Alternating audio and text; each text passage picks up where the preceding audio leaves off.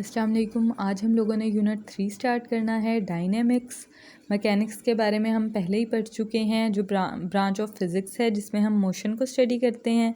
आगे काइनेमेटिक्स और डायनेमिक्स उसकी टाइप्स हैं। काइनेमेटिक्स में हम लोग स्टडी करते हैं motion of objects without discussing the cause of its motion, और डायनेमिक्स में हम लोग स्टडी करते हैं motion of objects, it's causes and effects, यानी उसके काजेज़ और इफ़ेक्ट्स को भी हम डायनेमिक्स में स्टडी करते हैं। नेक्स्ट आ जाता है force, inertia and momentum. Newton's laws of motion are of fundamental importance in understanding the causes of motion of a body. किसी भी बॉडी के मोशन को, उसके काजेज़ को, उसकी वजूहात को कि मोशन कोई भी बॉडी क्यों मूव कर रही है, उसे स्टडी करने के लिए न्यूटन्स लॉज जो हैं वो बहुत ज़्यादा अहम किरदार अदा करते हैं। उन लॉज को डिस्कस करने से पहले हम स्टडी करेंगे फोर्स, इनर्शिया और मोमेंटम को। फोर्स के बारे में हमें पता है कि अगर हम किसी भी डोर को अगर हमने ओपन करना हो तो हम उसे या तो पुश करेंगे या पुल करेंगे। तो पुश और पुल करते हुए हमारी उस पर क्या लग रही है, फोर्स। हम उस पर फोर्स एक्सर्ट कर रहे हैं। अगर हम एग्जांपल लें एक आदमी की, जो कि एक रेढ़ी वाले की, तो वो क्या करता है कि उस रेढ़ी को के ऊपर फोर्स लगा रहा होता है। वो उसे मूव करवाने के लिए भी फोर्स लगाता है। अगर उसने उसे स्टॉप करना हो तब भी वो फोर्स लगाएगा, और अगर उसे रोकना हो तब भी उसे फोर्स लगानी पड़ेगी। अगर हम बैट्समैन की एग्जांपल लें तो वो क्या करता है कि बॉल के डायरेक्शन को चेंज कर देता है जब वो हिट करता है बैट से। ठीक है, जो उसकी तरफ बॉल आ रही होती है तो वो क्या करता है, जब बैट से हिट करता है तो उसका डायरेक्शन चेंज हो जाता है। फोर्स हमेशा बॉडी को मूव कराने के लिए नहीं यूज़ होती, बल्कि कभी कभी ये इसलिए भी यूज़ होती है ताकि हम किसी ऑब्जेक्ट को स्टॉप कर सकें। अगर हम एग्जांपल लें गोलकीपर की, तो उसे फोर्स चाहिए होती है ताकि वो स्टॉप कर सके एक बॉल को जो उसकी तरफ आ रही होती है। अब यहाँ पे दिखाया हुआ है the food vendor on move, ball is turn into different direction as it is pushed by the batsman. जैसे बैट्समैन उसे हिट करता है। अब ये a boy is pushing the ball. Boy जो है वो बॉल को पुश कर रहा है, उस पर फोर्स लगा रहा है। Goalkeeper is stopping the ball. Goalkeeper ball को स्टॉप कर रहा है। पीछे जो हमने सारी एग्जांपल्स देखी हैं वो क्या हैं, फोर्स की।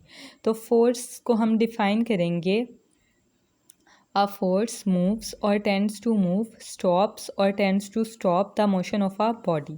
फोर्स क्या करती है, या तो मूव कराती है या मूव कराने की कोशिश करती है, या स्टॉप करती है या स्टॉप करने की कोशिश करती है किसको, एक बॉडी के मोशन को। The force can also change the direction of motion of a body. Force जो है वो किसी भी बॉडी कोई भी बॉडी जो हरकत कर रही है उसका डायरेक्शन भी चेंज कर सकती है। इनर्शिया क्या होता है, गैलीलियो ने ऑब्ज़र्व किया था कि जो हैवी ऑब्जेक्ट्स हैं उन्हें मूव कराना या स्टॉप करना जब वो मूव कर रहे हों वो डिफ़िकल्ट है with respect to lighter ones. ठीक है, लाइट ऑब्जेक्ट्स जो हैं उन्हें इजीली हम मूव कर सकते हैं, और हैवियर ऑब्जेक्ट्स को मूव करने के लिए हमें ज़्यादा फोर्स चाहिए होती है। अगर कोई भी ऑब्जेक्ट मूव कर रहा हो और हम उसे स्टॉप करने की कोशिश करें तो वो ऑब्जेक्ट क्या करता है, रेजिस्ट करता है। न्यूटन ने कंक्लूड किया था कि everybody resist to the change in its state of rest और of uniform motion in a straight line. हम इसकी डेफिनेशन देख सकते हैं। Inertia of a body is its property due to which it resists any change in its state of rest or motion.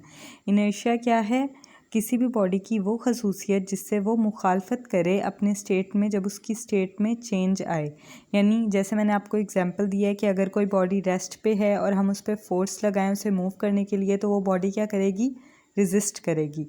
इसे हम कहते हैं इनर्शिया।